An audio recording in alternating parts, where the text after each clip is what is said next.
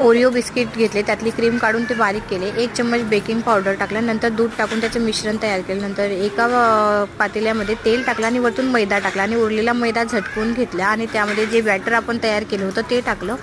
Cooker गरम करून घेतलं, त्यामध्ये मीठ टाकलं आणि आपलं पातेलं त्यामध्ये ठेवून दिलं आणि नंतर झाकून घेतलं आणि साधारण ते 25 मिनिटं मी हे ठेवलं आहे. नंतर काडीने चेक केलं, बघा त्याला काही चिपकलं नाही आणि केक एकदम स्मूथली निघाला, काहीही करायची गरज पडली नाही.